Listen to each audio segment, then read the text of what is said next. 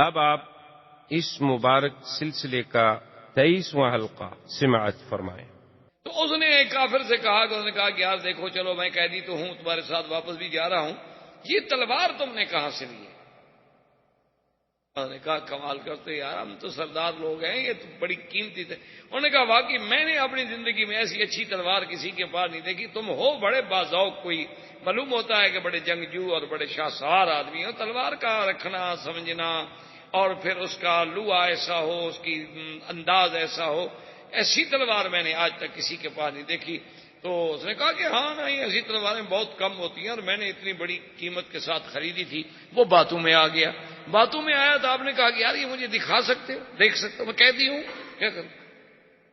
انہوں نے کہا وہ بات ہی نہیں، دیکھو ہم دو ہیں، ہمارے ہاتھوں میں تلوار ہے، اس کا ایک ہاتھ ہم نے باندھا ہوا ہے، ایک ہاتھ ہے، کیا کر دے گا؟ تلوار دے دی تو بس تلوار دیکھتے دیکھتے باری تلوار ایک کی تو گردن اڑ گئی، دوسرا بھاگ گیا، ایک کافر مر گیا، دوسرا بھاگ گیا، ابھی وزیر پھر واپس مدینہ۔ السلام علیکم یا رسول اللہ، تم کیسے آ گئے بھائی؟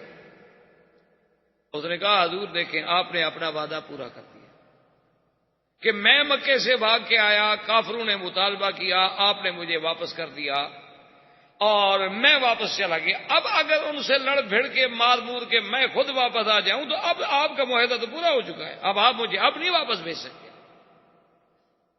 ایک دفعہ آپ نے مجھے بھیج دیا، حضور نے فرمایا ان ھذا الرجل مسر حرب، یار یہ تو ایسا بندہ ہے کہ آگ جنگ کو بھڑکانے والا بندہ ہے، تو اس کے دماغ میں ہر وقت کی لڑائی بڑائی کی فکر رہتا ہے۔ آپ نے فرمایا کہ نہیں بالکل ہم تمہیں واپس کریں۔ وہ کافر بھاگتا بھاگتا آ گیا، وہ جو بچ گیا تھا، حضرت نے فرمایا ابھی لے جاؤ اس کو۔ ہم نے تو کہا جی میں تو نہیں لے جاتا، ہم دو نہیں لے جا سکے تو میں اکیلا اس کو کیسے لے جاؤں؟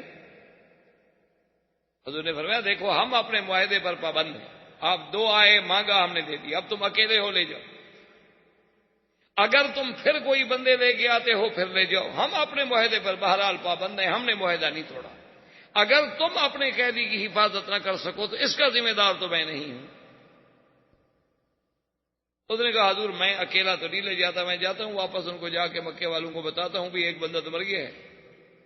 حضور نے فرمایا ابھی وسیع بات سنو، تم مدینے میں نہیں رہ سکتے۔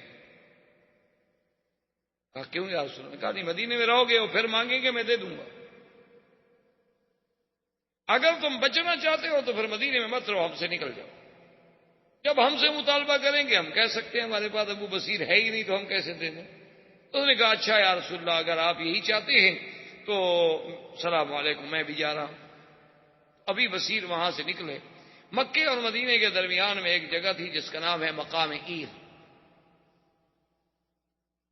بیر عیر جو ہے وہ اتنا پہاڑی اور اتنا مشکل ترین وہ جگہ ہے کہ ہر طرف پہاڑ ہیں اور غاریں ہیں اور بڑا مشکل، یعنی انتہائی خطرناک راستہ ہے۔ اس مقام عیر پہ آ گئے ابھی بصیر،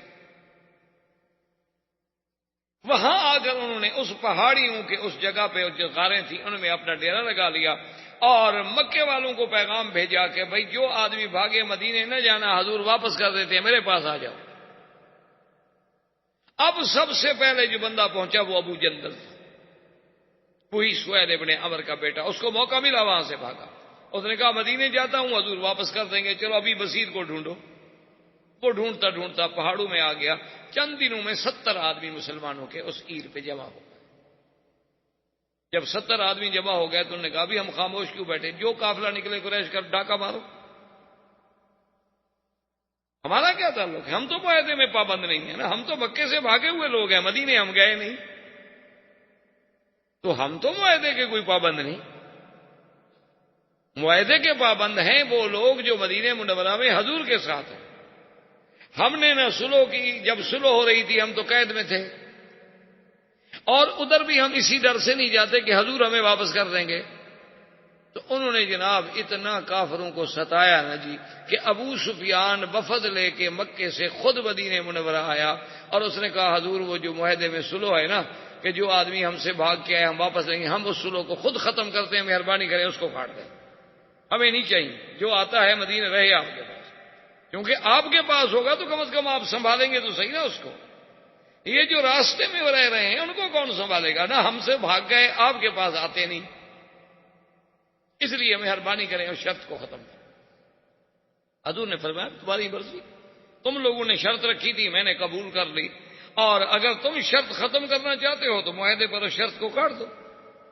ابو سفیان نے کہا ہاں جی بالکل کاٹ دیں، ہم مطالبہ کرتے ہیں ختم کرنے کا، آپ نے تو مطالبہ نہیں کیا۔ حضور نے فرمایا عمر آج سمجھ آ گئی ہے جو تم کہتے تھے کہ اتنی کمزور شرط ہم کیوں قبول کر رہے ہیں۔ آج بتاؤ ابو سفیان وہ شرط کٹوانے آیا ہے کہ ہم گئے ہیں شرط کٹوانے کے لیے؟ جو بات میں نے کہی تھی وہ ٹھیک تھی کہ غلط؟ اس نے کہا حضور بالکل، واقعی اللہ کے رسول کی جو بات ہوتی ہے وہ ایک عام بندے کی فکر اور سوچ تو وہاں نہیں پہنچتی۔ تو وہ شرط جو تھی ختم ہو گئی اور ابو سفیان جو تھے واپس چلے گئے۔ حضور صلی اللہ علیہ وسلم نے اسی اثنا میں، کیونکہ قرآن پاک میں اشارہ ہو چکا تھا نا کہ آپ کو ایک فتح قریب، بہت جلد ایک فتح ہم آپ کو دیں گے، اس کے اشارات کے مطابق، اللہ کی وحی کے مطابق حضور صلی اللہ علیہ وسلم نے خیبر کا اعلان فرما دیا کہ ہم نے خیبر میں چلنا۔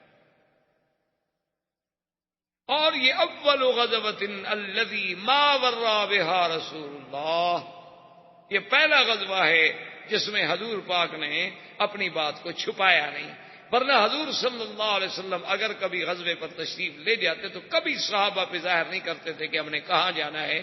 جانا مثلا مشرق میں ہوتا تھا تو کہتے تھے مغرب، اور مغرب میں ہوتا تھا تو مشرق۔ اصل بات واضح نہیں ہوتی تھی جب تک کہ سفر شروع نہ ہو، تاکہ دشمن تیار نہ ہو جائے۔ یہ پہلا موقع ہے غزوہ خیبر کا کہ حضور نے کہا سب کو بتاؤ۔ حضور نے فرمایا کہ بالکل ہم نے خیبر جانا ہے۔ اور خیبر میں اصل وجہ کیا تھی؟ اصل قوت جو تھی نا کفر کی وہ تو خیبر میں تھی،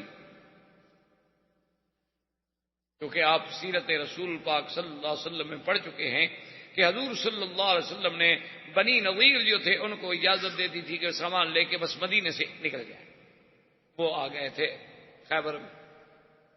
بنی قریظہ جو تھے ان کے تو آدمی قتل کر دیے گئے، بنو نظیر جو تھے ان کو وہاں سے اجلا کیا گیا، یعنی نکالا گیا، جلا وطن کیا گیا، لیکن قتل نہیں کیا گیا، وہ اپنی پوری قوت لے کر خیبر میں۔ اور بنی قینقاع یہ بھی قبیلہ ہے یہود کا، اس کے لوگ جو تھے وہ مدینے میں رہ گئے، کیونکہ حضور نے عبداللہ ابن ابی کو دے دیا کہ تمہارے حلیف ہیں تو چلو ہم ان کو چھٹی دیتے ہیں، کچھ نہیں کہتے، وہ مدینے میں رہ گئے۔ اور یہ بنو نذیر ہی تھے جن کے بڑے بڑے لیڈر جو تھے ہوئی ابن اخطب، اور اس کے بعد جناب ان کا سلام ابن مشکم، اس کے بعد ابن ابی الحقیق، یہ بڑے بڑے لوگ جو تھے یہی تو تھے جنہوں نے جا کے قریش کو ابھارا، قریش کا لشکر تیار کیا، بنو غطفان کو ابھارا، بنو فزارہ کو ابھارا، بنو سلیم کو ابھارا، اور احزاب کو جمع کر کے خندق کے موقع پر مدینے پہ چڑھائی کی۔ اس کا اصل سبب تو یہ بنو نذیر تھے، خیبر والے۔ تو حضور صلی اللہ علیہ وسلم نے حکم دیا کہ ہم نے خیبر جانا، اور ساتھ اللہ کے نبی نے ایک حکم جاری فرمایا کہ لا یخرج معنا الا من خرج معنا بالحدیبیہ، کہ خیبر کے لیے صرف ہمارے ساتھ وہ لوگ جائیں گے جو حدیبیہ میں ساتھ، اس کے علاوہ اور نہیں۔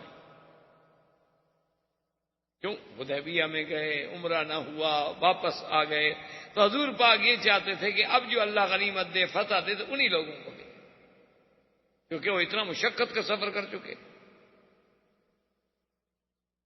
اب جناب اعراب آ گئے، وہ جو ظاہر میں اسلام اور اندر میں کفر رکھتے تھے اعراب۔ وَمِمَّنْ حَوْلَكُمْ مِنَ الْأَعْرَابِ مُنَافِقُونَ وَمِنْ أَهْلِ الْمَدِينَةِ مَرَدُوا عَلَى النِّفَاقِ لَا تَعْلَمُهُمْ نَحْنُ نَعْلَمُهُمْ سَنُعَذِّبُهُم مَّرَّتَيْنِ ثُمَّ يُرَدُّونَ إِلَىٰ عَذَابٍ عَظِيمٍ۔ وہ اعراب آ گئے، انہوں نے کہا کہ یا رسول اللہ صلی اللہ علیہ وسلم، ہمیں معلوم ہوا ہے کہ آپ خیبر کے لیے تشریف لے جا رہے ہیں، تو حضور ہمیں حکم دیں، ہم بھی تو جہاد میں شریک ہیں۔ حضور نے فرمایا آپ کو پتہ نہیں میں نے اعلان کیا ہے کہ جو حدیبیہ میں ساتھ تھے صرف وہ لوگ جائیں گے. انہوں نے کہا حضور یعنی آپ ہمیں جہاد سے شہادت سے اتنے بڑے موقع سے اصل میں وہ سن چکے تھے کہ اللہ کا وعدہ ہے کہ حضور کو فتح ملے گی. انہوں نے کہا اب تو فتح کا موقع ہے تو اب تو غنیمت حاصل کرنے کا وقت ہے نا, آپ پیچھے کیوں رہیں؟ کیونکہ جہاں پیسہ ملتا ہو وہاں تو پھر آدمی بڑی سے بڑی قربانیاں کرتا ہے. حضرت احتشام الکتھانوی رحمۃ اللہ علیہ کبھی کبھی بطور لطیفہ سنایا کرتے تھے. وہ کہتے کہ یہ ہمارے بعض کاروباری لوگ جیسے میمن ہوتے ہیں, کاٹھیا واڑی ہوتے ہیں, چنیوٹ کے شیخ ہوتے ہیں, بوہری ہوتے ہیں, بڑے کاروباری بزنس مین لوگ ہوتے ہیں کہ تو خون میں کاروبار ہوتا ہے نا. تو انہوں نے کہا کہ لطیفے کے طور پہ کہ ان کا ایک آدمی مر گیا, اللہ کے دربار میں پیشی ہوئی تو ملائکہ نے کہا حضور اللہ میاں اس کے تو نیکیاں اور گناہ برابر سرابر ہو گئے, اب نیکیاں زیادہ ہوتی تو جنت میں جاتا, گناہ زیادہ ہوتے تو جہنم میں جاتا, اب یہ کہاں جائے, یہ تو برابر ہو گئے. تو اس نے ملائکہ نے جب عرض کیا اللہ نے فرمایا اچھا اس سے پوچھو یہ کیا چاہتا ہے کہ بھئی تمہاری گناہ اور نیکیاں برابر ہوگی. قاعدہ یہ ہے کہ نیکیاں زیادہ جنت, گناہ زیادہ تو جہنم. اب ہو گیا معاملہ تمہارا برابر, اب بتاؤ تم کیا چاہتے ہو؟ اس نے کہا اللہ میاں جہاں 2 ٹکے کا فائدہ ہو وہاں بھیج دیجیے. اصل بات تو صرف یہ ہے کہ جہاں 2 ٹکے کا فائدہ ہو ہمیں وہاں بھیج دیں, ہمیں جنت جہنم سے کوئی مسئلہ نہیں. جیسے ہمارے ارائی ہوتے ہیں, ارائی برادری ہے نا, ارائی جو کہلاتے ہیں, وہ بھی کہا کرتے ہیں, چودھری محمد علی وزیر اعظم جو ہوتے تھے وہ کہتے ہیں ہماری قوم ایسی ہے کہ نعوذ باللہ ثم نعوذ باللہ, اللہ میاں اگر ان کو جہنم بھیجنے کا فیصلہ کرتے ہیں تو وہ کہیں گے اللہ میاں پانی کا انتظام کر دیں, باقی جہنم میں بھی ہم کھیتی باڑی کر لیں گے, آپ صرف پانی کا بندوبست کر دیں, پانی مل جائے تو پھر زمین بنانے کے ہم ماہر ہیں. تو بہرحال کہنے کا مقصد یہ تھا کہ اب چونکہ ذاتی لالچ, انہوں نے کہا حضور مہربانی کریں ہمیں تو جہاد سے محروم نہ کریں. حضور نے فرمایا اچھا ایک فیصلہ, اگر آپ لوگوں کو واقعی جذبہ جہاد ہے اور شوق شہادت ہے تو آپ جا سکتے ہیں خیبر ہمارے ساتھ, لیکن جو غنیمت کا مال ہوگا وہ تمہیں نہیں ملے گا, وہ صرف ان کو ملے گا جو حدیبیہ میں شریک. انہوں نے کہا اچھا ایسی بات ہے جی, پھر سوچتے ہیں کیونکہ اب تمہارے غنیمت نہیں ملا, اب کیسے جائیں. اب جناب ختم ہو گئے. اب حضور صلی اللہ علیہ وسلم نے خیبر کے لیے تیاری فرمائی تو پورے اپنے اسی لشکر کو ساتھ لیا جو لشکر آپ کے ساتھ حدیبیہ میں تھا. صرف روایات میں آتا ہے کہ 5 آدمی پیچھے رہ گئے جو بیمار تھے, وہ واقعتاً معذور تھے, وہ نہ جا سکے.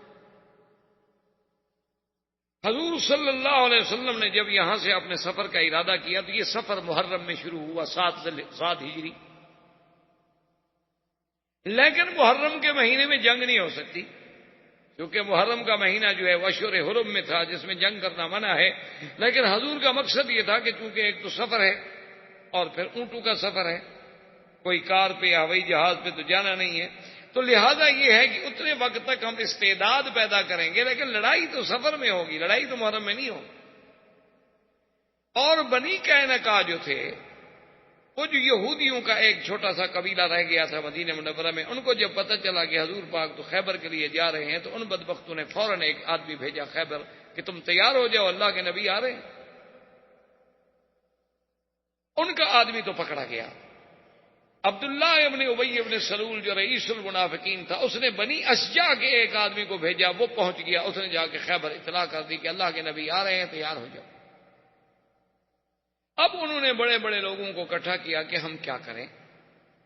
سنا یہ ہے کہ مدینہ منورہ سے حضور صلی اللہ علیہ وسلم آنے والے ہیں, سفر شروع ہو گیا ہے, تو اب ہمارے سامنے 2 راستے. ایک راستہ تو یہ ہے کہ ہم اپنے قلعوں کے اندر بند ہو جائیں اور مقابلہ کریں, ہم تو اپنے گھر میں بیٹھے ہوئے.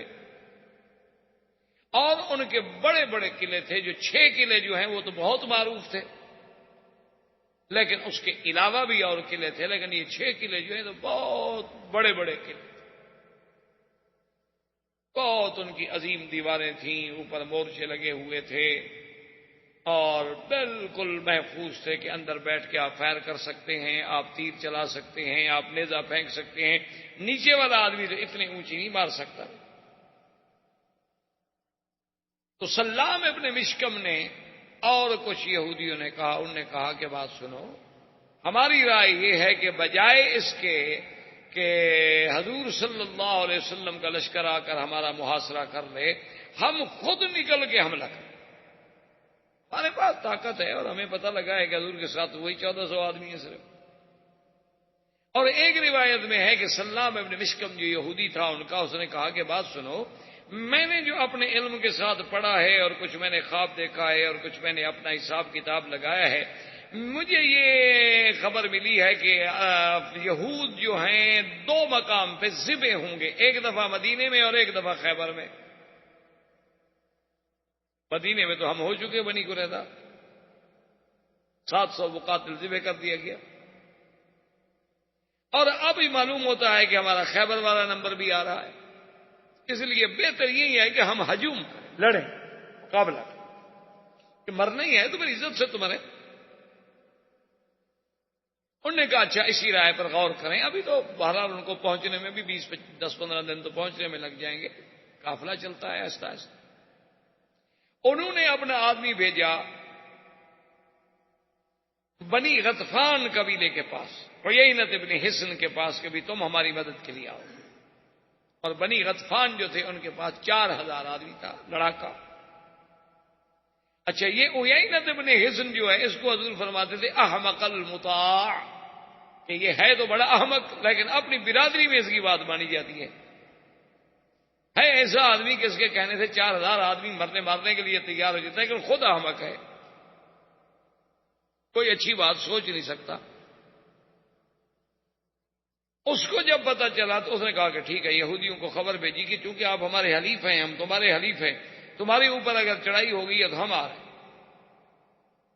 حضور صلی اللہ علیہ وسلم کو پتا چلا کہ اب یہ حالت تو بڑی مشکل ہو گئی ہے کہ آگے ہم جا رہے ہیں تو آگے تو لشکر ہوگا اپنا یہودیوں کا، اور غطفان پیچھے چلیں گے، اس کا مطلب ہے کہ ہم تو 2 لشکروں کے درمیان میں آ جائیں گے، پیچھے سے بنو غطفان کا 4000 لڑاکا اور آگے یہود۔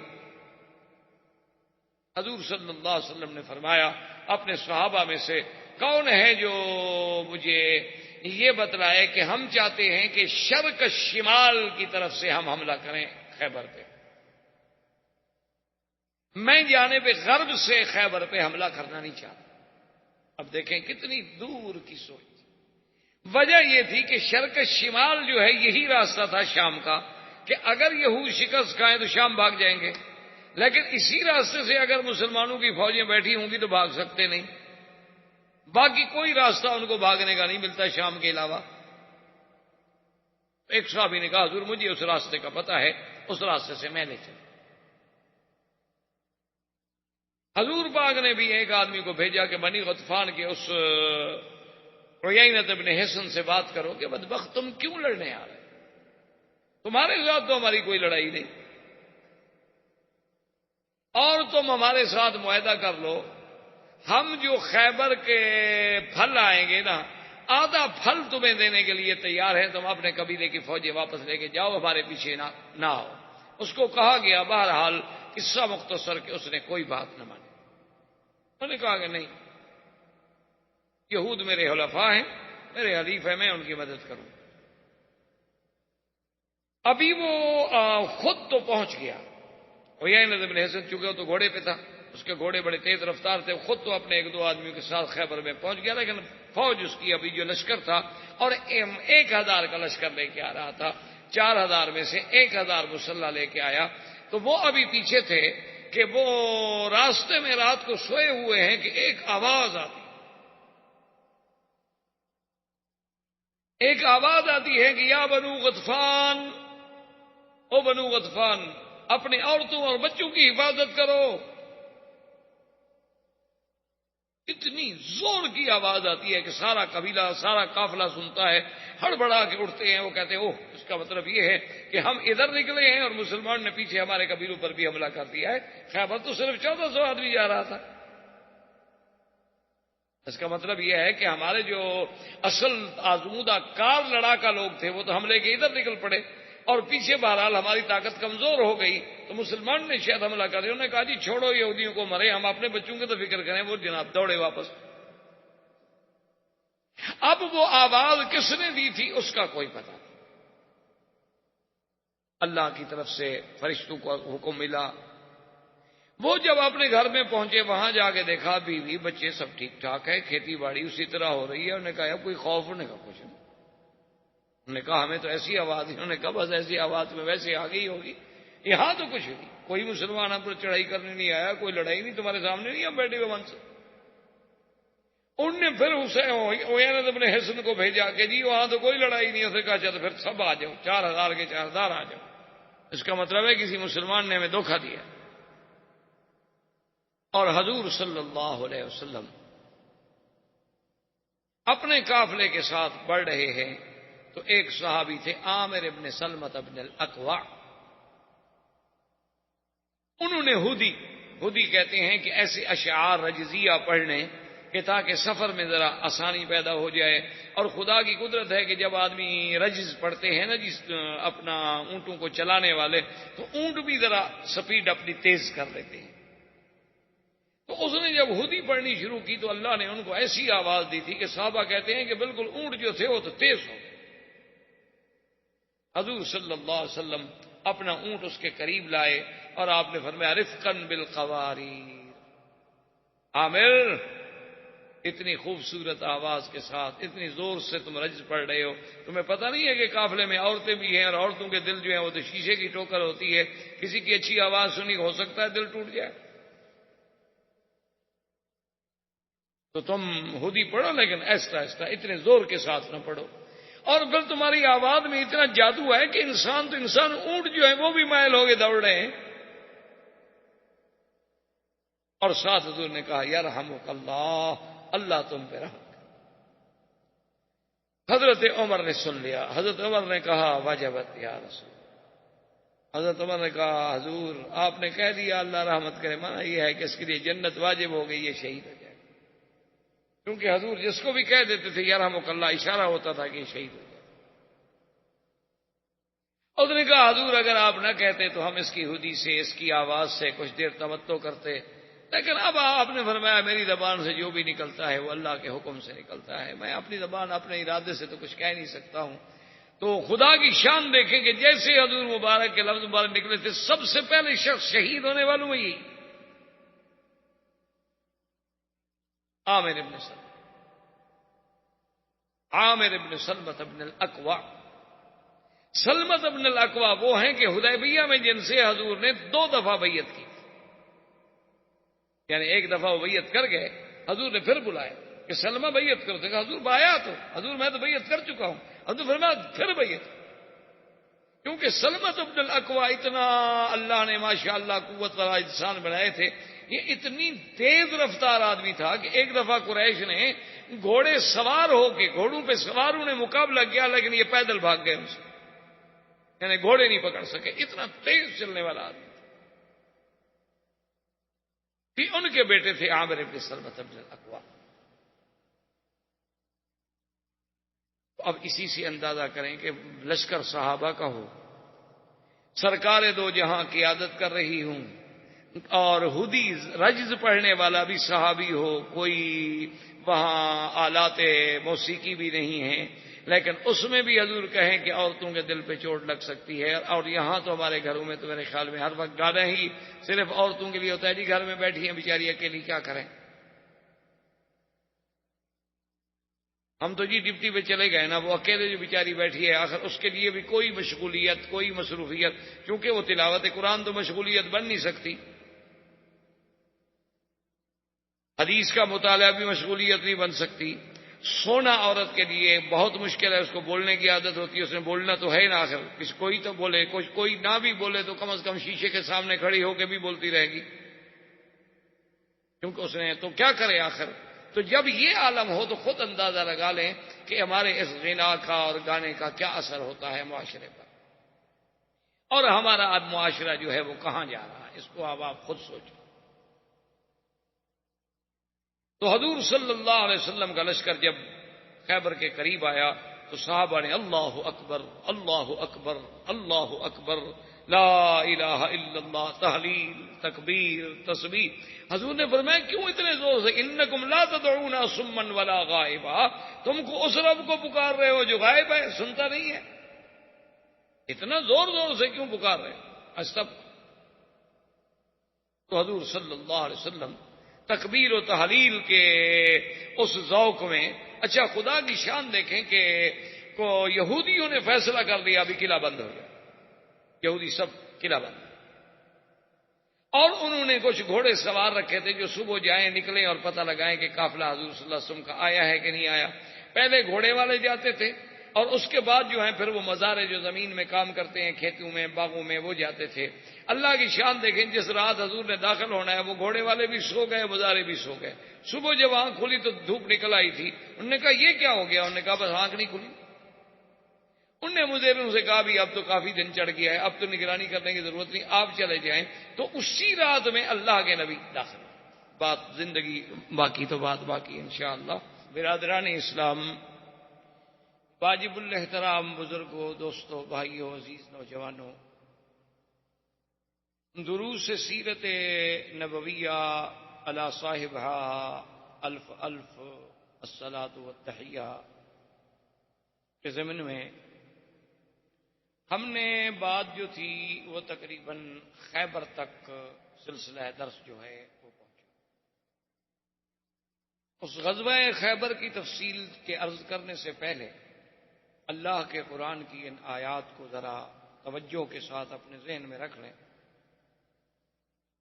کیونکہ دراصل سیرت نبوی جو ہے، جیسا کہ سیدہ عائشہ صدیقہ رضی اللہ تعالی عنہا کا فرمان ہے کہ جب حضور صلی اللہ علیہ وسلم کی سیرت، آپ کے اخلاق، آپ کے خلق کے بارے میں بی بی عائشہ سے پوچھا گیا تو بی بی عائشہ صدیقہ نے ایک جملے میں سرکار دو جہاں کی سیرت بیان فرمائی۔ یعنی آپ حیران ہوں گے کہ اللہ نے سیدہ عائشہ صدیقہ رضی اللہ تعالی عنہ کو کتنا علم کے اندر گہرائی اور گہرائی عطا فرمائی تھی کہ ایک جملہ کا، اور اسی میں ساری سیرت بیان کی۔ بی بی عائشہ نے فرمایا کان خلقہ القرآن، اگر میرے محبوب کی سیرت دیکھنی ہے تو پھر قرآن دیکھ لو۔ یعنی جو قرآن میں ہے اس کا اگر عملی نمونہ دیکھنا ہے تو وہ محمد مصطفیٰ صلی اللہ علیہ وسلم۔ اصل دروس سے سیرت کا مقصد ہی یہ ہوتا ہے کہ ہمیں اللہ کے قرآن کی سمجھ آئے، اور حضور صلی اللہ علیہ وسلم کی سیرت کا ہر پہلو جو ہے وہ قیامت تک کے لیے ہمارے لیے باعث اتباع ہے، اور ہم اس سے سیکھیں کہ سرکار دو جہاں کا صلح میں کیا کردار تھا، جنگ میں کیا کردار تھا، آپ کا محبت میں کیا کردار تھا، غصے میں کیا کردار تھا، سفر میں آپ کا کیا عمل تھا، حضر میں آپ کا کیا عمل تھا، اصحاب کے ساتھ کیا محبت تھی، اعداء کے ساتھ معاملہ کیسے تھا، امانت، صداقت، دیانت، وفا، شجاعت، ہر پہلو جو ہے بندے کی نظر میں آئے، اور وہ پہلو صرف نظر میں نہ آئے بلکہ حضور کی سیرت کو وہ اپنے لیے مقتدا سمجھے کہ مجھے بھی اللہ تبارک و تعالی ان حالات میں اس کے مطابق عمل کرنے کی توفیق۔ تو اب آپ دیکھیں قرآن پاک پہ غور فرمائیں کہ جب حضور پاک نے بیعت لی تھی حدیبیہ میں جو آپ پڑھ چکے، تو اس بیعت کو اللہ نے کتنی بڑی عظمت دی کہ ان الذین یبایعونک، میرا مدنی محمد مصطفیٰ، جو لوگ آپ کی بیعت کر رہے ہیں، انما یبایعون اللہ، یہ میرے نبی آپ کی بیعت نہیں کر رہے، یہ تو میری بیعت کر، کیونکہ آپ تو میرے لیے بیعت لیں، اور ان کو میں نے اتنی عظمت بخشی ہے کہ ید اللہ فوق ایدیہم، کہ جب آپ ان کی بیعت کر رہے تھے تو ایک تو آپ کا ہاتھ تھا، ایک صحابی کا ہاتھ تھا، اور ان پر میرا ہاتھ تھا۔ یعنی اللہ نے اس کو اتنی عزت و عظمت بخشی۔ اسی لیے اب حضور صلی اللہ علیہ وسلم نے جب غزوہ خیبر کے لیے تیاری کی تو آپ نے فرمایا کہ غزوہ خیبر میں صرف وہ لوگ میرے ساتھ جائیں گے جو حدیبیہ میں، اب جو لوگ حدیبیہ میں نہیں آئے تھے، جو اعراب رہ گئے تھے، ان کو پتا تھا کہ 1400 آدمی ہیں اور کوئی تیاری نہیں ہے اور مکہ جا رہے ہیں اور دشمن نے ان کو واپس تھوڑے آنے دینا ہے، تو وہ ڈر کے مارے نہیں آئے تھے۔ اب جب پتہ لگا کہ حضور خیبر جا رہے ہیں، اور ان کو یہ بھی سنائی خبر دے گئی کہ اللہ نے نبی سے خیبر کے فتح ہونے کا وعدہ بھی کر لیا ہے، اللہ نے قرآن میں کہہ دیا ہے وَأَصَابَكُمْ فَتْحًا قَرِيبًا، ہم ایک بہت جلد آپ کو فتح نصیب کریں گے۔ تو اب وہ بھی آ گئے. اس کو قرآن نے ان الفاظ میں بیان فرمایا کہ سَيَقُولُ لَكَ الْمُخَلَّفُونَ مِنَ الْأَعْرَابِ شَغَلَتْنَا أَمْوَالُنَا وَأَهْلُونَا فَاسْتَغْفِرْ لَنَا. اب جو اعراب تھے پیچھے رہنے والے وہ آ گئے. انہوں نے کہا حضور ہمیں تو بچوں نے اور گھر کے معاملات نے اور حالات نے اور اشغال نے اتنا مجبور کر دیا تھا کہ حضور ہم پیچھے رہنا تو نہیں چاہتے تھے, ہم تو تڑپتے رہے, بس مجبور ہو گئے, غلطی ہو گئی, بس آپ اللہ سے ہمارے لیے بخشش مانگیں. تو اللہ نے فرمایا یقولون بألسنتہم ما لیس فی قلوبہم, یہ جو کچھ کہہ رہے ہیں زبانوں سے کہہ رہے ہیں, ان کے دل کے اندر وہ بات نہیں ہے. قل فمن یملک لکم من اللہ شیئا ان اراد بکم ضرا او اراد بکم نفعا. میرے مدنی پاک آپ ان کو کہہ دیں کہ اللہ کے سوا پھر کون تمہارا مالک ہے اگر وہ تمہیں نفع دینا چاہے یا نقصان دینا چاہے. بل کان اللہ بما تعملون خبیرا, بلکہ اللہ تبارک و تعالیٰ جو کچھ تم کر رہے ہو اس کو جاننے والے ہیں, دیکھنے والے ہیں. اللہ کے آگے تو کوئی چیز چھپی ہوئی نہیں ہے. بل ظننتم ان لن ينقلب الرسول والمؤمنون الى اهلهم ابدا وزين ذلك في قلوبكم وظننتم ظن السوء وكنتم قوما بورا.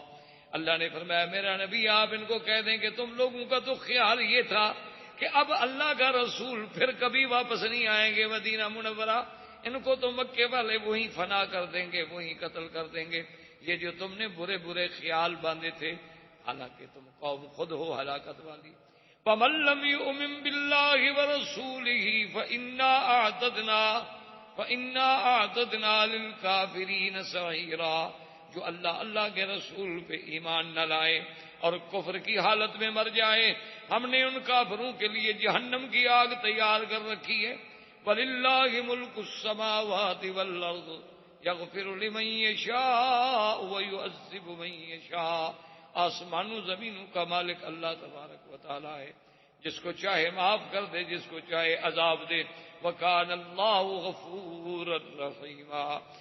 سيقول المخلفون إذا انطلقتم إلى مغانم لتأخذوها ذرونا نتبعكم.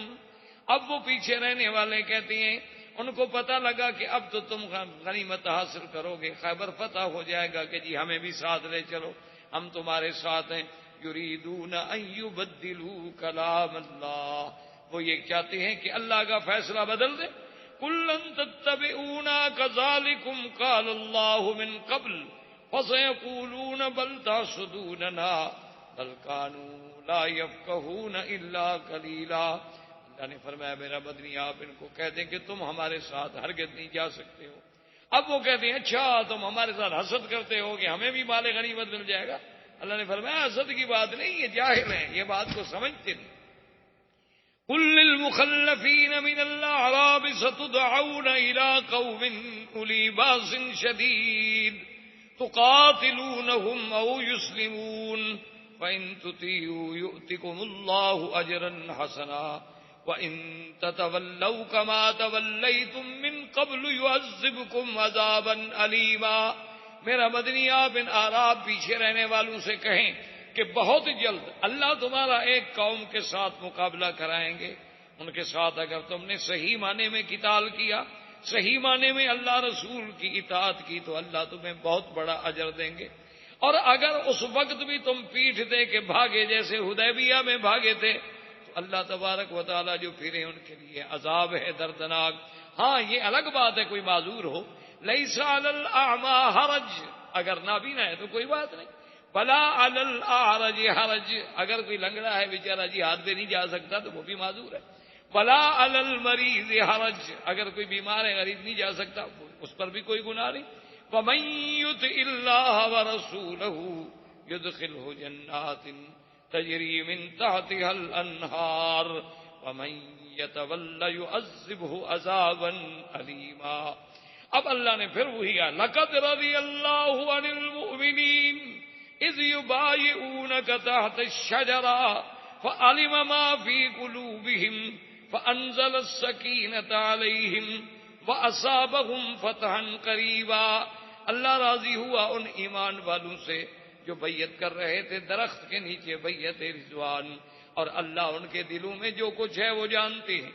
اللہ نے ان پہ رحمت بھیجی اور اللہ تبارک و تعالیٰ ان کو نصیب کریں گے فتح قریب. وَمَغَانِمَ كَثِيرَةً يَأْخُذُونَهَا وَكَانَ اللَّهُ عَزِيزًا حَكِيمًا. اور اللہ نے یہ بھی فرما دیا کہ اس کے علاوہ بھی ہم تمہیں اور بھی غنیمتیں عطا فرمائیں گے. وعدکم اللہ مغانم کثیرۃ تاخذونها واجل لکم هذه. البتہ یہ غنیمت اللہ نے جلدی تمہارے لیے مقرر کر دی. وکف ایدی الناس عنکم ولتکون آیۃ للمؤمنین ویہدیکم صراطا مستقیما. اب وہ وجہ بھی اللہ نے بیان کر دی کہ اب حدیبیہ میں آخر صلح پہ اللہ نے راضی کر لیا. حضور کی اونٹنی رک گئی. حضور نے فرمایا اس کو بھی اللہ نے روکا ہے جو حابس الفیل ہیں, جس نے ہاتھیوں کو روکا تھا. تو بھئی اس وقت آخر روکنے کی کیا حکمت تھی؟ اگر 313 کو اللہ 1000 پہ بدر میں غلبہ دے سکتے ہیں تو وہ تو پھر بھی 1400 تھے. اس وقت بھی اگر اللہ فرشتے اتار دیتے, لڑائی ہو جاتی, اللہ اپنے نبی کی مدد فرما دیتے, لیکن اس وقت لڑائی نہیں کرنے دی, صلح ہو گئی. وجہ کیا تھی وہ بھی بیان کر دی. اللہ نے فرمایا هم الذین کفروا وصدوکم عن المسجد الحرام. وہ کافر جنہوں نے تمہیں مسجد الحرام سے روکا. والہدی معکوفا ان یبلغ محلہ, جبکہ قربانی کے جانور بندھے ہوئے تھے کہ اپنے حرم میں جا کے ذبح ہو جائیں. اللہ نے فرمایا ولولا رجال مؤمنون ونساء مؤمنات لم تعلموهم ان تطؤوهم فتصيبكم منهم معرة بغير علم ليدخل الله في رحمته من يشاء لو تزيلوا لعذبنا الذين كفروا منهم عذابا أليما. اللہ نے فرمایا میرا مدنی اپنے صحابہ کو بتا دیں کہ اگر مکے میں مرد مسلمان اور عورتیں جن کا ایمان چھپا ہوا تھا اور تمہیں ان کا پتہ بھی نہیں تھا کہ کون مسلمان ہے اور کون کافر ہے, اگر وہ جنگ ہو جاتی اور وہ مسلمان تمہارے ہاتھوں سے مارے جاتے تو ساری زندگی تانا ملتا کہ مسلمان تو اپنوں کو بھی مار دیتے ہیں, یہ تو کلمہ پڑھنے والوں کو بھی قتل کر دیتے ہیں. اس وقت ہماری حکمت تھی کہ ہم نے تمہیں جنگ سے روک دیا, صلح کر دی. اور میں نے جیسے عرض کیا تھا کہ آپ اندازہ کریں کہ 13 سال نہیں بلکہ 19 سال میں اسلام اتنا نہ پھیلا جتنا حدیبیہ کی صلح کے بعد پھیلا. یعنی 19 سال میں تو 3000 آدمی مسلمان ہوتا ہے, صرف 2 سال صلح کے بعد 10,000 آدمی حضور صلی اللہ علیہ وسلم کے ساتھ فتح مکہ پہ جاتا ہے. تو یہ اس فتح کا مقام تھا. اب جب حضور نے خیبر کی تیاری کی, حضور نے فرمایا کہ اس میں صرف وہ لوگ شریک ہوں گے جو حدیبیہ میں شریک ہوں. اب اعراب نے زور لگایا کہ نہیں جی ہم بھی جاتے.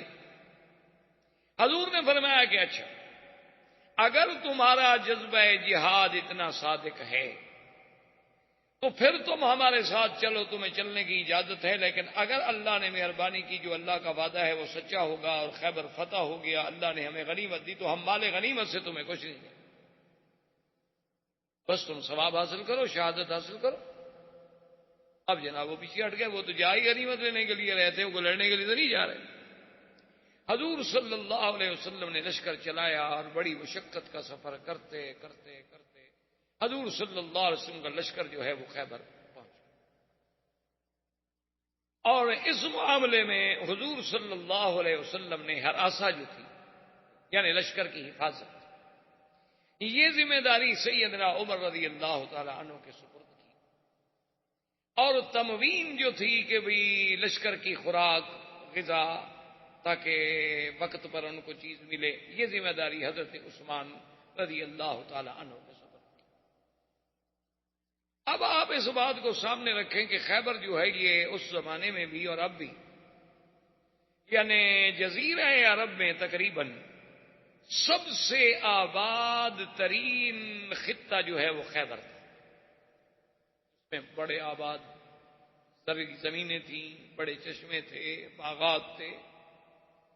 اور یہودی جب مدینے سے اجلا ہوئے تھے تو ان سب لوگوں نے بھی اسی خیبر کو اپنا مستقر بنایا. اب خیبر جو ہے وہ 2 حصوں میں ہے. ایک حصے کو کہتے ہیں نطاق اور ایک حصے کو کہتے ہیں شق.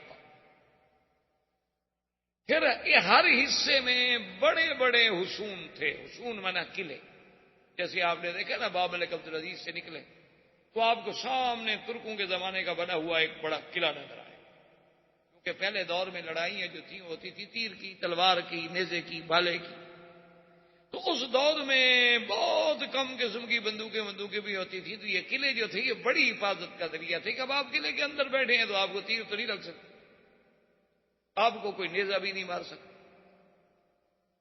اور آپ اس سوراخ سے دیکھ رہے ہیں اور وہیں سے بیٹھ کے آپ تیر مار سکتے۔ تو یہودی قوم جو ہے چونکہ یہ ابتدا ہی سے سرمایہ دار اور بڑی دولت مند قوم تھی، تو یہ جہاں جہاں بھی گئے انہوں نے بڑے بڑے قلعے بنائے تھے، بڑے بڑے برج بنائے تھے، تاکہ ان کے جو بادشاہ ہیں، ان کے جو وزراء ہیں، ان کے جو رائل فیملی کے لوگ ہوتے تھے، سردار ہوتے تھے، وہ سب ان بڑے بڑے قلعوں میں رہتے تھے۔ تو نطاق میں بھی قلعے تھے اور شک میں بھی قلعے، اور ان مشہور قلعوں میں حصن سعد بڑا مشہور تھا، اسی طرح قلعت الزبیر بڑا مشہور تھا، قلعت النزار بڑا مشہور تھا، یہ ان کے بڑے بڑے حصے۔ اسی طرح پھر اس سے تھوڑا اگر دور جائیں تو وہ وادی آتی تھی جس کو کہتے ہیں وادی منطقہ ام القری، یہ بھی ایک بہت بڑی آبادی تھی، بہت بڑی وادی تھی، اس میں یہود آباد تھے۔ اس کے ساتھ پھر ایک علاقہ تھا جس کو کہتے ہیں فدق، غصون فدق، یہ بھی یہودیوں کا علاقہ تھا، بڑے بڑے باغات تھے اور اس میں بھی ان کا قلعہ تھا۔ اسی طرح ایک علاقہ تھا جس کو کہتے ہیں یہود تیمہ، یہ لوگ بھی یہود تھے اور اس علاقے میں بھی باغات تھے اور ان کے قلعے تھے، لیکن جو سب سے اہم جگہ تھی خیبر کی وہ شک اور نطاق تھا، اور اس میں جو اہم قلعے تھے وہ قلعہ اپنا ایک تو تھا حصن عامر، اور ایک تھا حصن السعد، اور ایک تھا اس میں حصن کتیبہ، اور ایک تھا اس میں قلعت الزبیر، اور ایک تھا اس میں قلعت النزار، یہ سب سے بڑے اہم۔ اب حضور پاک صلی اللہ علیہ وسلم تشریف لے گئے اور محاصرہ کر کے بیٹھ گئے۔ حضور صلی اللہ علیہ وسلم نے ان کا اس زمانے میں جو بادشاہ تھا وہ تھا کنانۃ ابن ابی الحقیق، اس کے پاس اپنا وفد بھیجا۔ حضور صلی اللہ علیہ وسلم نے فرمایا کہ ہماری 3 شرائط ہیں، ان 3 شرائط میں سے جو شرط آپ کو قبول ہو ہم اس 3 شرطوں میں سے کوئی ایک شرط اگر آپ قبول فرما لیں تو ہم ماننے کے لیے تیار۔ سب سے پہلی شرط تو یہ ہے کہ اسلم، اسلام لے، ہم تم سب کو دعوت دیتے ہیں اسلام کی کہ تم اسلام لاؤ اور ہمارے بھائی بن جاؤ۔ جب تم اسلام میں داخل ہو گئے تو بات ختم ہو، پھر تو کوئی اختلاف ہی نہیں۔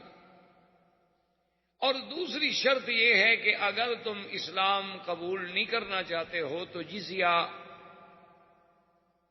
جسے آج کل مستشرقین اور اعداء اسلام مسلمانوں کے خلاف ایک بڑا پراپگنڈا کرتے ہیں، جی مسلمان ٹیکس لیتے ہیں اور لوگوں کو غلام بناتے ہیں اور لوگوں کو قیدی بناتے ہیں اور ان کی لڑکیوں کو کنیزیں بنا دیتے ہیں اور لڑکوں کو غلام بنا دیتے ہیں، عبد بنا دیتے ہیں، اور جو باقی بچ جائیں ان سے ٹیکس لیتے ہیں اور جزیہ لیتے ہیں اور یہ شور کرتے ہیں، یہ انتہائی ایک محض عداوت ہے۔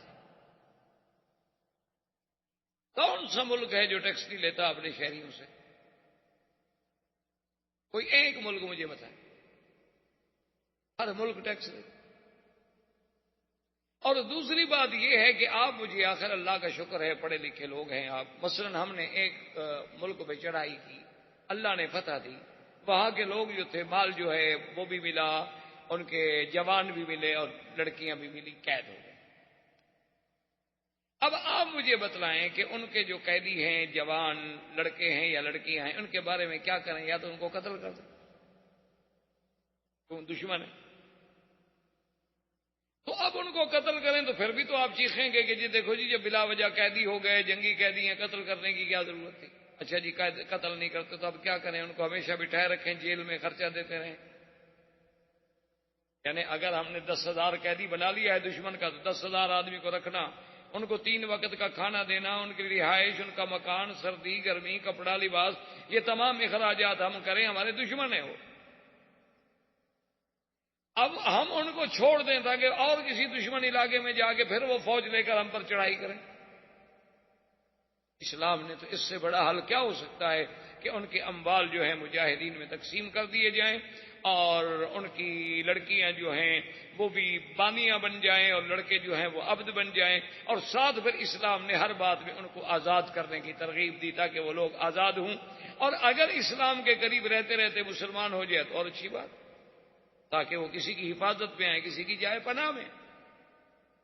اسلام نے اگر جزیہ رکھا ہے تو اس جزیے کے لیے ذمہ داری ہے اسلام کی کہ ان کی حفاظت کرے گا، ان کا پہرا دے گا. ان پر دشمن حملہ کرے تو یہ ان کی طرف سے لڑیں گے. اسی لیے ایسے واقعات موجود ہیں تاریخ اسلام میں کہ جب بعض لوگ ایسے حالات ہو گئے، انہوں نے باقاعدہ کافروں کو پیغام بھیجا کہ اب ہم کمزور ہو چکے ہیں، ہمارے پاس اتنی لشکر نہیں ہے کہ ہم آپ کی حفاظت کر سکیں، لہذا جزیہ بند کر دو. جب ہم حفاظت نہیں کر سکتے تو ہم ٹیکس کیوں لیں آپ سے؟ تو حضور پاک صلی اللہ علیہ وسلم نے فرمایا کہ 3 شرطیں ہیں، اسلام یا جزیہ و اما السیف. اگر یہ دونوں تمہیں قبول نہیں ہے تو پھر میدان میں مقابلہ ہوگا تلوار کے ساتھ، پھر فتح شکست اللہ کے ہاتھ. انہوں نے کہا، کافروں نے، یہودیوں نے، انہوں نے کہا کہ جی ٹھیک ہے، آپ کی باتیں ہمیں پہنچ گئی ہیں، ہمیں بھی ٹائم دے، ہم غور کریں.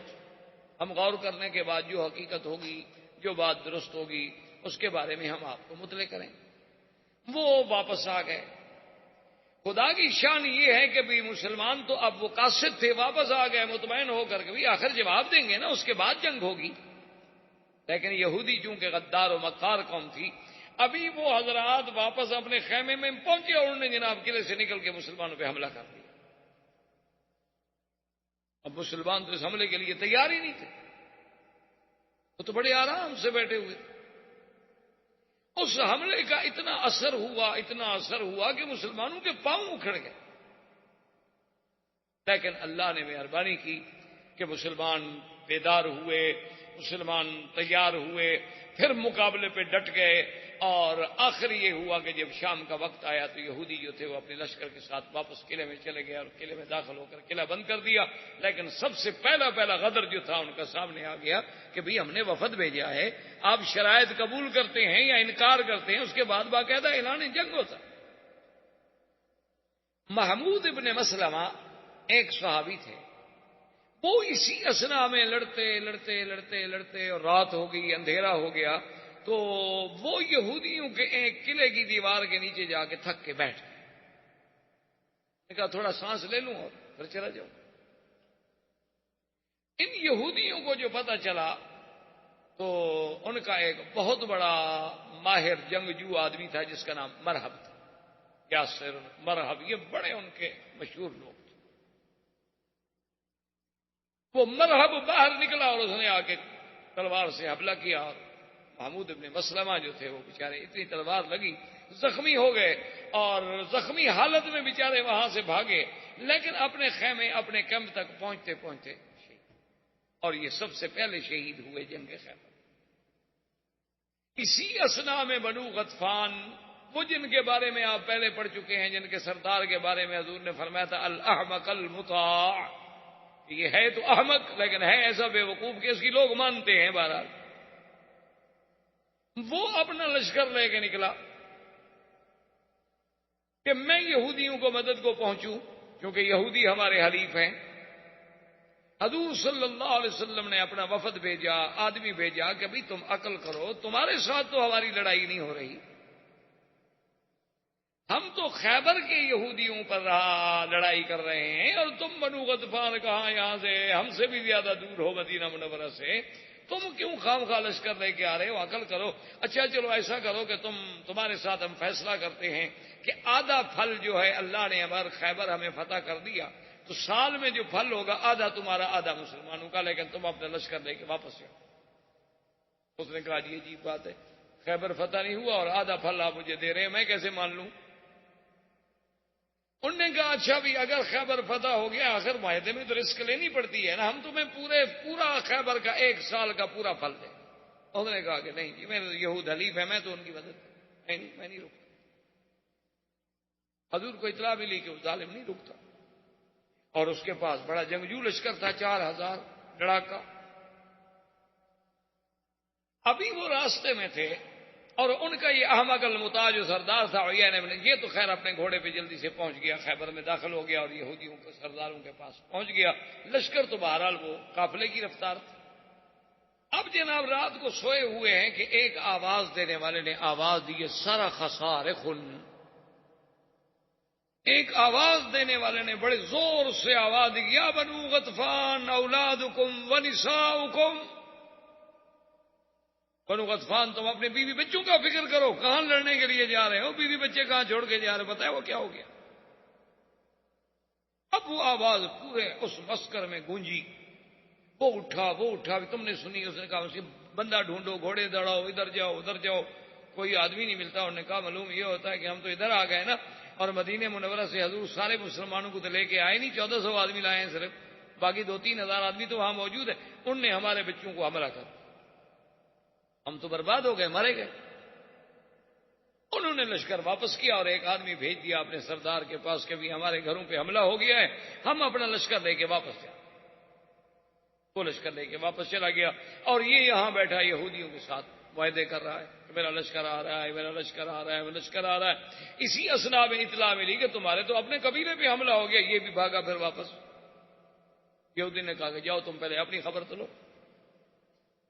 اسی اثنا میں 2 دن کے بعد مرحب نکلا قلعے سے اور مبارزت کی دعوت دی کہ میں یبارزنی، کون ہے جو میرے مقابلے میں؟ حضرت علی رضی اللہ عنہ۔ لیکن محمد ابن مسلمہ، وہ جو محمود ابن مسلمہ تھے نا، ان کے بھائی تھے دوسرے محمد، ایک تو محمود تھے اور ایک دوسرے تھے محمد ابن مسلمہ، وہ دوڑتے ہوئے آئے اور انہوں نے کہا علی مہربانی کرو، تم اس کے مقابلے پہ نہ جاؤ، ھذا الرجل الذی قتل اخی، یہ وہی بدبخت ہے جس نے میرے بھائی کو مارا ہے، تو اس کے مقابلے کا مجھے حق۔ حضرت فرمایا مجھے تو کوئی اعتراض نہیں، بات تو یہ ہے کہ کافر ہے، ہم نے مقابلہ کرنا ہے، اس نے دعوت مبارزت بھی میں نے قبول کر لی۔ انہوں نے کہا نہیں مہربانی کریں آپ ذرا پیچھے۔ حضرت علی پیچھے رک گئے۔ تاریخ میں یہ بات بڑی مشہور کر دی گئی ہے کہ مرحب کو قتل کرنے والے جو تھے حضرت علی تھے، حالانکہ یہ بات حقیقت نہیں، یہ روافظ کی ایک کہانی بنی ہوئی ہے، چونکہ مرحب ایک بہت بڑا معروف ان کا بہادر تھا، 80 سال اس کی عمر تھی اور بڑا قوت و طاقت والا آدمی تھا، یعنی اللہ معاف فرمائے اس کی تاریخوں میں عجیب عجیب واقعات آتے ہیں کہ کبھی غصے میں آ کر اگر وہ تلوار مارتا تو درخت جو تھے نا، ان کا درختوں کا تنا جو ہے، تنے سے تلوار نکل جاتی تھی، اس لیے پھر انہوں نے ایک شہرت دی۔ ورنہ یہ بات ہے نا کہ حضرت علی اگر اس کو ماریں یا نہ ماریں، حضرت علی کی شان میں کوئی کمی آ جائے گی، بس ایک تاریخی بات۔ تو محمد ابن مسلمہ نے جب مقابلہ کیا تو صحابہ کہتے ہیں واللہ ما رأینا، خدا کی قسم ہم نے بھائی ایسی جنگ نہیں دیکھی کہ 2 گھنٹے متواتر ہو گئے اور برابر کی تلواریں چل رہی ہیں، اور حتیٰ کہ لڑتے لڑتے لڑتے گھوڑوں سے اتر آئے، ایک درخت کے قریب آئے، درخت کی ساری ٹہنیاں اڑ گئی، ٹنڈ منڈ ہو گیا درخت، کبھی وہ ادھر کبھی وہ ادھر کبھی وہ ادھر، ایک دوسرے پہ اتنے تیزی سے حملے کر رہے ہیں۔ صحابہ کہتے ہیں کہ ایسی لڑائی ہم نے نہیں دیکھی، جتنے بہادر ہیں ادھر بھی ادھر بھی سب دنگ کھڑے ہے۔ اور محمد ابن مسلمہ ایک نوجوان آدمی ہے اور وہ اتنا پرانا تجربے کار ہے، لیکن برابر کی تلوار ٹکرا رہی ہے، اور آخر اللہ پاک نے مہربانی یہ کی کہ محمد ابن مسلمہ کو خدا نے موقع دیا، انہوں نے تلوار ماری تو اس کی ایک ٹانگ کٹ گئی۔ جب مرحب کی ٹانگ کٹی تو گر گیا، سیدھی سی بات ہے، ایک آدمی کا ایک ٹانگ کٹ جائے اور اتنی بلیڈنگ بھی ہو رہی ہو، خون بھی ہو رہا ہو، چاہے کتنا بڑا بہادر ہو۔ جب وہ گرا درخت کے نیچے تو محمد بن مسلمہ نے غصے میں آ کر دوسری ٹانگ بھی کاٹ دی۔ اس کی دوسری ٹانگ جب کٹی اور محمد بن مسلمہ کھڑے، اس نے کہا فقتلنی، انہوں نے کہا دیکھو میں ہار گیا، مجھے قتل کر دو، اب مجھے کیوں عذاب دے رہے ہو، مجھے کیوں عذاب دے رہے ہو؟ بھی تم نے میری ایک ٹانگ کاٹ دی، پھر دوسری ٹانگ کاٹ دی، اب میں اٹھ کے لڑنے کے قابل ہوں؟ یا میں اٹھوں گا یا لڑوں گا؟ فقتلنی، میری گردن پہ تلوار پھیرو، مجھے چھڑاؤ، بس میں مان گیا کہ میں ہار گیا۔ محمد ابن مسلمہ نے کہا کہ نہیں، میں بھی تمہیں اسی طرح تڑپتے دیکھنا چاہتا ہوں جیسے میرا بھائی تڑپتے ہوئے خیمے میں گرا تھا۔ تم نے بھی تو میرے بھائی کو وہاں قتل نہیں کیا نا، زخمی کر کے بھگا دیا تھا۔ تو اسی اسنا میں چونکہ حضرت علی رضی اللہ تعالیٰ عنہ بھی پاس کھڑے تھے، انہوں نے کہا محمد ابن مسلمہ اب دشمن ہے، مر گیا ہے، اب مردے سے کیا مقابلہ ہے؟ تو حضرت علی نے بڑھ کے گردن کاٹ دی۔ اس وجہ سے تاریخ میں یہ آیا کہ مرحب کا قاتل جو ہے وہ حضرت علی۔ ان کے مقابلے میں پھر ایک بہت بڑا جو ان کا جنگجو تھا یاسر، وہ نکلا، یہ مرحب کا بھائی تھا۔ وہ جب میدان میں نکلا تو اس نے کہا بھائی یہ بارز نہیں، میرا مقابلہ کون کرے گا؟ تو حضرت زبیر،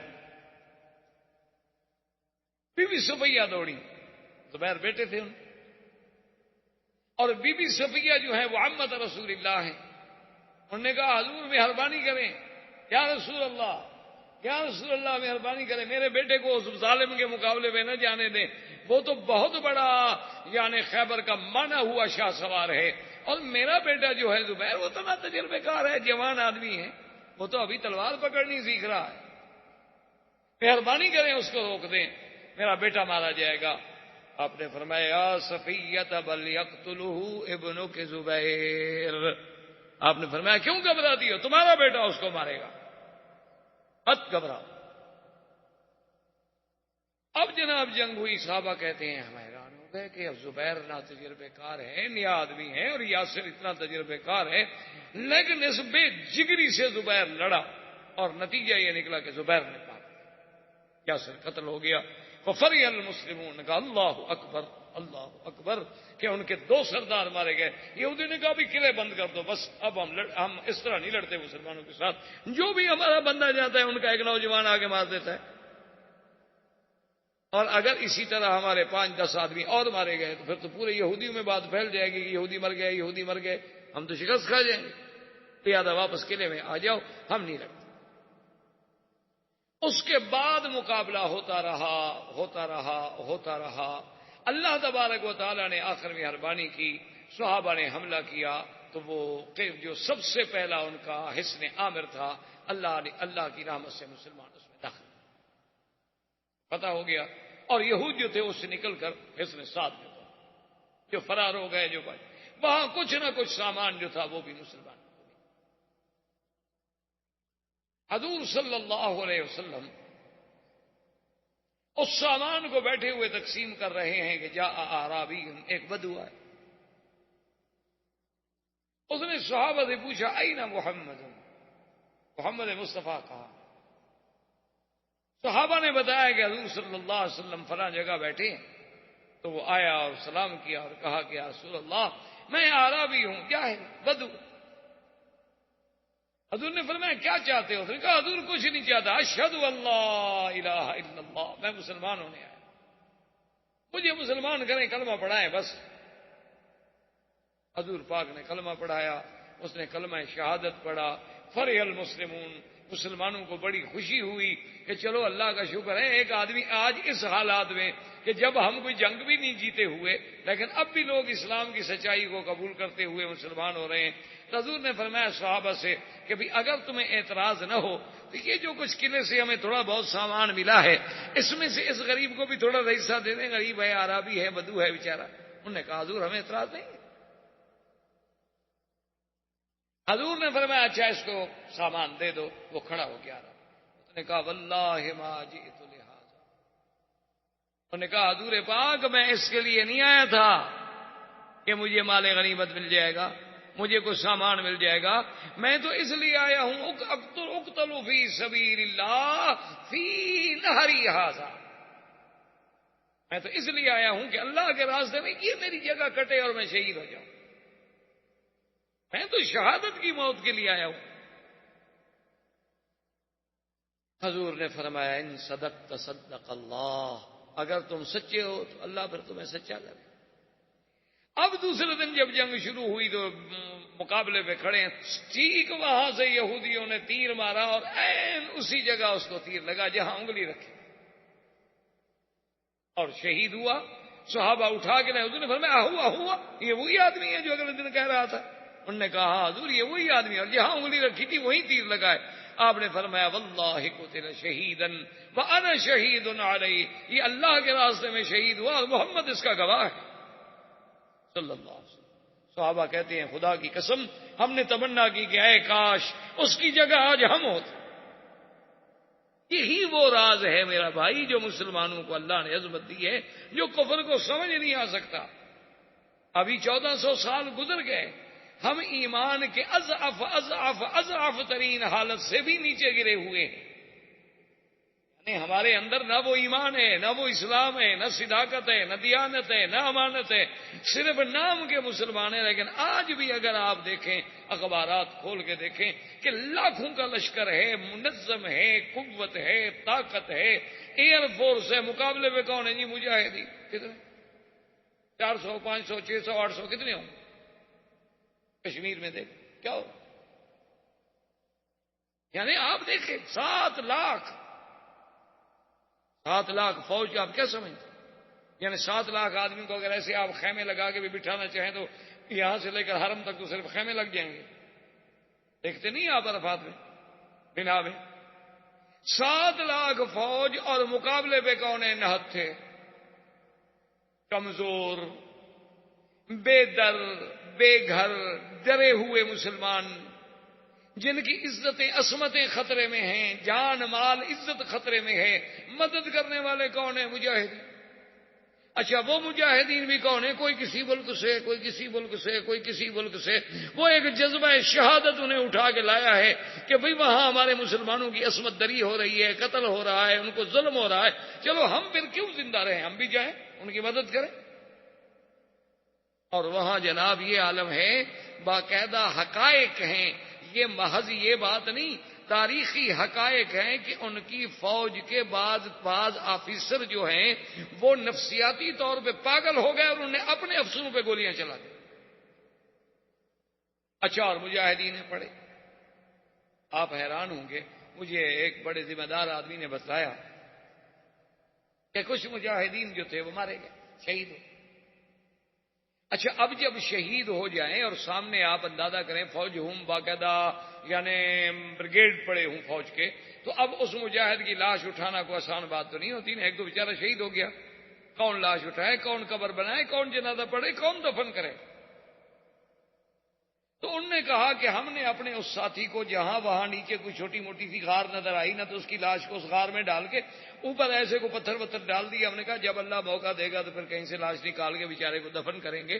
تو کہتے ہیں جناب کہ ہم نے تقریباً 1 سال کے بعد اپنے ان 2 ساتھیوں کی ہمیں موقع ملا، اور جا کے جب ہم نے لاشیں نکالی تو کہنے لگے مکی صاحب ہم حرم میں بیٹھے ہیں، خدا کی قسم ہے ان کے بالوں میں جو تیل لگا تھا نا وہ بھی ابھی تازہ تھا، معلوم ہوتا تھا کہ ابھی ابھی لیٹ گئے ہیں، سو گئے، ان کو نیند آ گئی۔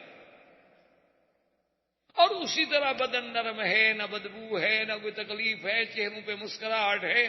جیسے اللہ کہتا ہے کہ شہید کو مردہ نہ کہو، اللہ نمونہ دکھلاتے ہیں کہ دیکھ لو۔ میں کہا جی ہم لے گئے اور پھر جا کر ہم نے باقاعدہ دفن کیا۔ تو میرے کہنے کا مقصد یہ تھا کہ یہ وہ جو جذبہ ہے، یہ جو مسلمان کے پاس، اسی لیے آپ دیکھ لیں کہ سپر پاور ہیں، بڑی بڑی قوتیں ہیں، بڑی بڑی طاقتیں ہیں، خلاؤں کو مسخر کر لیا ہے۔ وہ جب جانتے ہیں کہ مسلمانوں کے پاس کچھ نہیں ہے، کمزور ہیں، سب کچھ ہے، کیا وجہ ہے کہ ساری قوتیں اسی مسلمان کے خلاف لڑنے مرنے پر تیار کھڑی ہیں؟ او بھئی وہ تو کچھ بھی نہیں، وہ تو کمزور ہے، وہ تو بھائی ان کے پاس ٹیکنالوجی نہیں ہے، وہ جاہل ہیں، ان کے پاس 35% آدمی پڑے ہوئے نہیں ہیں، ان کا ہر بندہ جو ہے جناب بالکل فقر و فاقہ کا شکار ہے، اور ہر بندہ جو ہے وہ بکا ہوا ہے، قرضے میں جکڑا ہوا ہے، انہوں نے گویا ہمیں IMF نے ورلڈ بینک نے خریدا ہوا ہے، لیکن ان کو نیند کیوں نہیں آتی رات کو مسلمان کے لفظ سے؟ کیا بات؟ ان کو اعتراف کرنا پڑا کہ کمیونزم جب ختم ہوا نے کہا کمیونزم کوئی خطرہ نہیں تھا، اصل خطرہ اسلام۔ یہود و نصارہ آپس میں اتنے دشمن ہیں کہ ایک حضرت عیسیٰ کو خدا سمجھتا ہے، یہودی عیسیٰ علیہ السلام کو نعوذ باللہ ولد الزنا سمجھتا ہے، یعنی ان کے عقیدے کا فرق دیکھو، لیکن مسلمانوں کے خلاف کٹھے ہیں، حتیٰ کہ پوپ نے ان کے گناہ بھی معاف کر دی، خطائیں بھی معاف کر دی۔ مسلمان کے خلاف لڑو تمہاری خطائیں معاف ہیں۔ اگر رشدی اسلام کو بکواس کرے ہم جناب کروڑوں پاؤنڈ لگا کر تمہاری حفاظت کرنے کے لیے تیار۔ کیوں؟ وہ رشدی اوپر سے نکل آیا ہے، سونے کے قلم سے لکھتا ہے۔ رشدی کی کتاب لکھی ہوئی جو ہے اس میں کوئی ہیرے اور موتی اور ٹانکے جڑے ہوئے ہیں، صرف یہ ہے کہ اس نے مسلمان کہلا کر اسلام کو ٹوکا ہے، مسلمان کہلا کر حضور کی ذات پہ اعتراض کیا، ازواج مطہرات پہ اعتراض کیا۔ اب دشمن کہتا ہے چلو یار کوئی ایک تو ایسا نکلا ہے نا جو مسلمان کہلاتا ہے اور پھر بھی اسلام کو تکلیف پہنچاتا ہے، بس ہمارے لیے تو یہ ہیرو ہے، وہ تسلیمہ نسرین ہو، وہ جناب رشدی ہو، وہ جناب پاکستان کے عیسائی ہوں توہین رسالت کرنے والے، ان کے لیے ہماری حکومتیں ایئرپورٹ پہ کھڑی ہوتی ہیں، ڈالروں کے چیک ساتھ ہوتے ہیں، ویزے پہلے لگے ہوتے ہیں، دوسرے ملک میں باقاعدہ ہوٹلوں میں کمرے بھی بک ہوتے ہیں۔ کیوں کہ حضور کو بکواس کیا ہے، عیسائی خوش ہو گیا اور ہم نے انہیں خوش کرنا ہے۔ یہ سارا کیوں ہو رہا؟ وجہ ہمارا ایمان ہے۔ آج بھی آپ ابو داؤد، آج بھی آپ حدیثوں کی کتابیں کھول کے دیکھ لیں، حضور نے فرمایا بہت جلد ایک وقت آئے گا جب پانی پہ لڑائی ہو۔ اب آنے والی جنگیں دیکھ لیں، پانی پہ ہو۔ حضور نے فرمایا پانی پہ لڑائی ہوگی اور یہود و نصارہ کی پوری قوتیں ایک طرف ہوں گی اور مسلمان ایک طرف ہوں گے، لیکن حضور نے فرمایا یاد رکھو فتح مسلمانوں کو۔ اب وقت آ رہا ہے، اسی لیے تو ڈر رہے ہیں سارے۔ تم نے تو قرآن پڑھا ہے نا طویل لکھنے کے لیے، کافروں نے قرآن طویل لکھنے کے لیے نہیں پڑھا، وہ سمجھتے ہیں قرآن میں کیا ہے، انہوں نے تو ایٹم قرآن سے سیکھا ہے کہ یہ کون سے پرندے تھے، ارسل علیہم طیرا ابابیل ترمیہم بحجارۃ من سجیل فجعلہم کعصف ماکول۔ ایک چونچ میں پتھر لایا، ہاتھی پہ ڈالا اور ہاتھی سے نکل کے زمین میں دھس گیا۔ انہوں نے کہا وہ کون سا ذرہ تھا، وہ ایٹم کے ذرے پہ پہنچے، اصل بتلانے والا تو قرآن تھا۔ اور تم نے تو قرآن شریف پر عقیدہ یہی رکھا ہوا ہے جب مر جائے تو ایک مولوی کو بلا لو، میت کے اوپر پھرا لو اور پرانے کپڑے مولوی کو دے دو اور اس کے بعد مردہ بخشا گیا۔ ساری زندگی اس نے قرآن نہیں پڑھا، اب پھرانے سے بخشا گیا۔ انا للہ و انا الیہ۔ یہ ہے وہ جذبہ شہادت کے۔ عربی کہتا ہے کہ یا رسول اللہ میں مال لینے کے لیے نہیں آیا، میں تو اس لیے آیا ہوں کہ اللہ کے راستے میں شہید ہوں اور مجھے یہاں تیر لگے یہاں۔ یہ وہ جذبہ تھا کہ صحابی دوڑتا جا رہا ہے۔ ایک صحابی نے کہا بھی ایسا چلوں، نے کہا کیا ایسا چلوں، انی لاجد ریح الجنت من قبل احد، مجھے تو جنت کی خوشبوئیں آ رہی۔ یہ تھا وہ جذبہ۔ حضور صلی اللہ علیہ وسلم نے محاصرہ برقرار رکھا۔ آخر ایک رات حضور نے اعلان کیا لأوتین الرایۃ غدا رجلا یحب اللہ ورسولہ ویحبہ اللہ ورسولہ، کل میں ایک ایسے آدمی کو جھنڈا دوں گا جو اللہ کے رسول کو محبوب رکھتا ہے اور اللہ کا رسول اس کو محبوب رکھتے ہیں۔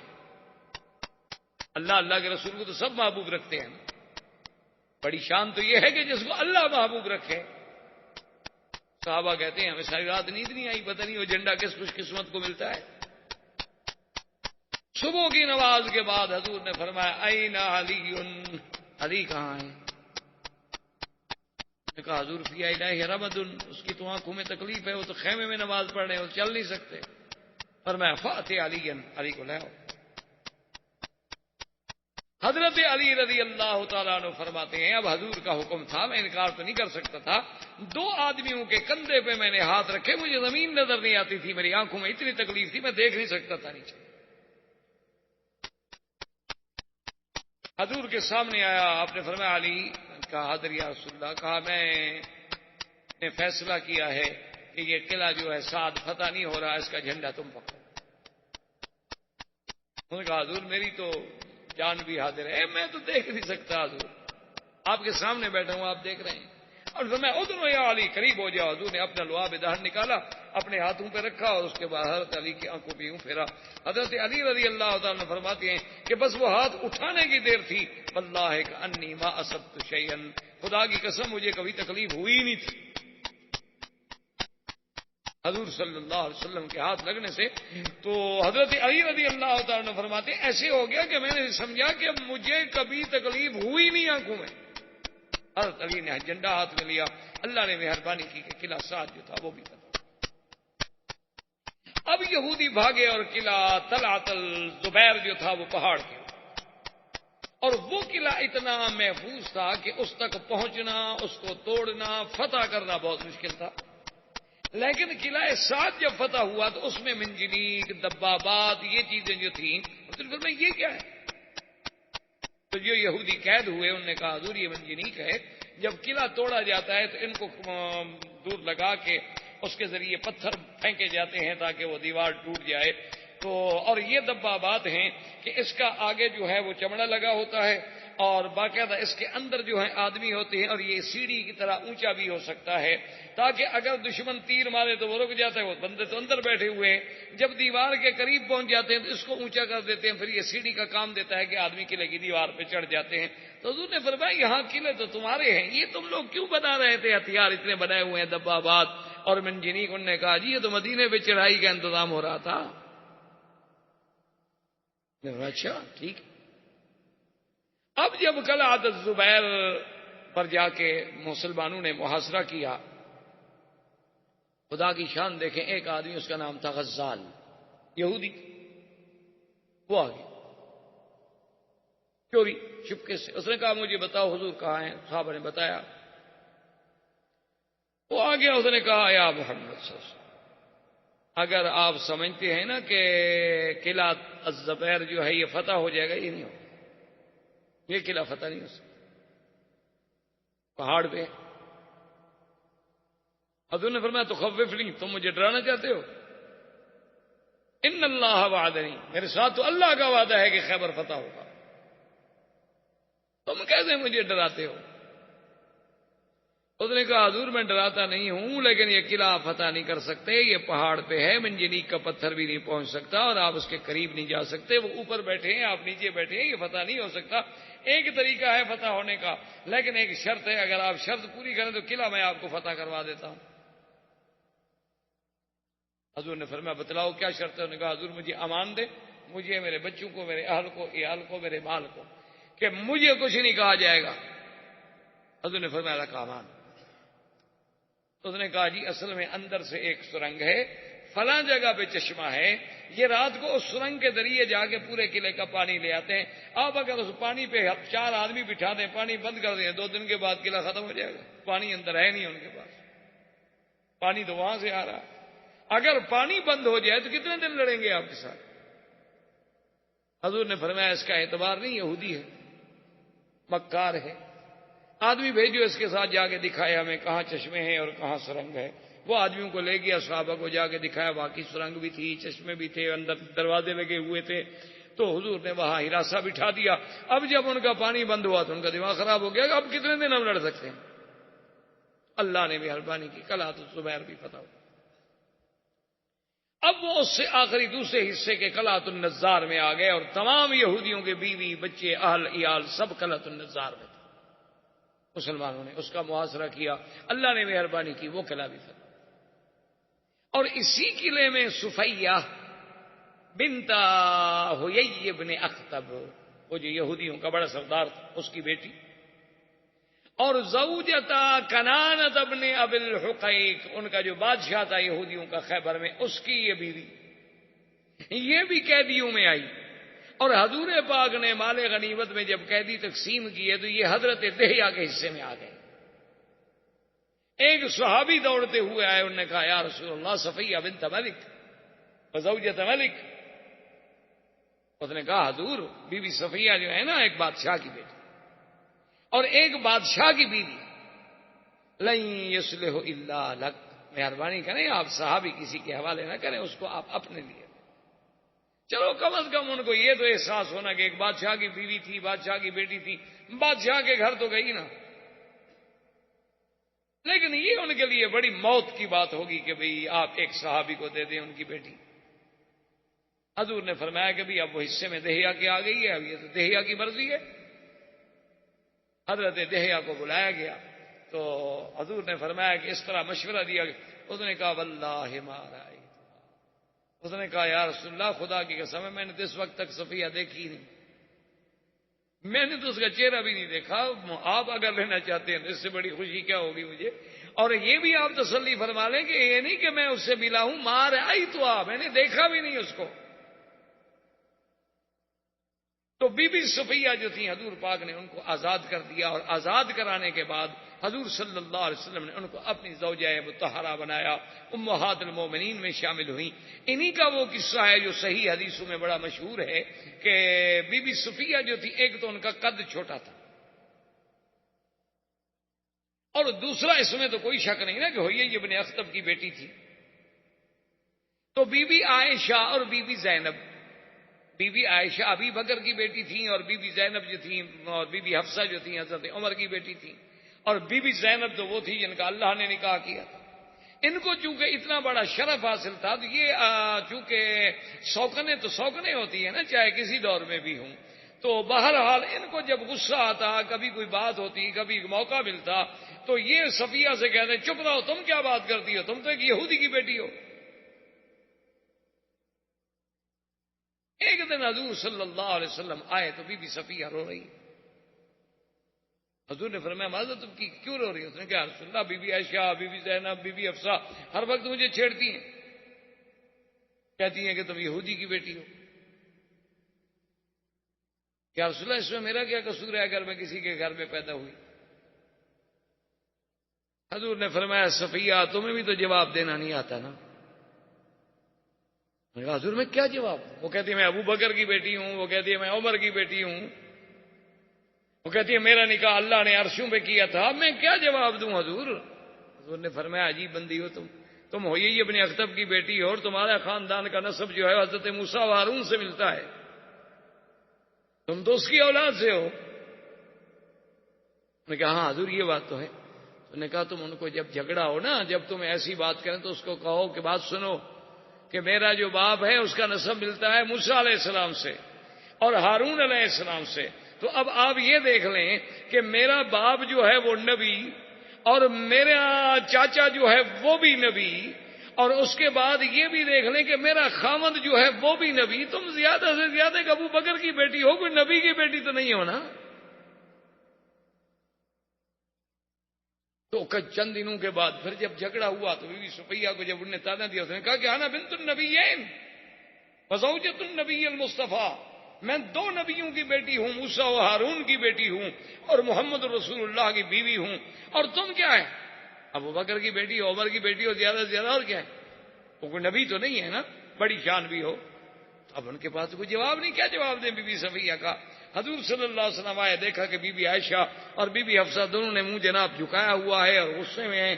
تو انہوں نے فرمایا ماں بکم، کیا ہو گیا تمہیں، کیا بات ہے، کیوں اداس؟ انہوں نے کہا حضور اللہ نے آپ کو دین کے لیے بھیجا ہے، آپ بیویوں کو جھگڑا کرنا بھی سکھلاتے ہیں. اللہ نے تو آپ کو دین کے لیے بھیجا ہے، آپ نبی ہیں، رسول ہیں، آپ بیوی کو جھگڑا سکھلاتے ہیں. یہ صفیہ کی طاقت نہیں کہ جواب دے سکے، یہ آپ نے سکھلایا ہے. تو انہوں نے فرمایا جب تم اس کو تانا دیتی ہو بنت یہودیہ کا، وہ کس نے سکھلایا تھا؟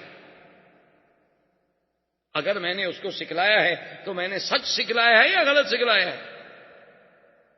تو یہ وہ صفیہ تھی رضی اللہ تعالی عنہا جو حضور صلی اللہ علیہ وسلم کی بیوی بنی. اور خدا کی شان یہ ہے کہ ایک دن نے اس کہا کہ حضور میں ابھی کنت صغیرتن، میں ابھی چھوٹی سی تھی اور اسلام میرے دل میں داخل ہو چکا تھا. فرمایا وہ کیسے؟ اس نے کہا جب مدینے سے نکالے گئے ہمارے چاچا بھی اور ہوئی ابن اخطب بھی، میرا باپ بھی، اور سب ہم جلا وطن ہوئے اور خیبر کی طرف جا رہے تھے، راستے میں جب بیٹھے تھے تو بات چل نکلی. میں چھوٹی سی بچی تھی اور میں ساتھ خیمے کے بیٹھی ہوئی مٹی سے کھیل رہی تھی کہ میرا باپ سے چاچا پوچھنے لگے کہ ہوئی ایک بات تو بتاؤ، تم بڑا مطالعہ کرتے ہو تورات کا، جو ہونا تھا وہ تو ہوا، لیکن یہ بتاؤ کیا یہ محمد مصطفیٰ اللہ کا سچا نبی ہے؟ اس نے کہا اللہ ہے سچ، اللہ کا سچا نبی. احباب کرام، اس کے بعد اب آپ اس مبارک سلسلے کی CD نمبر 24 سماعت فرمائیں۔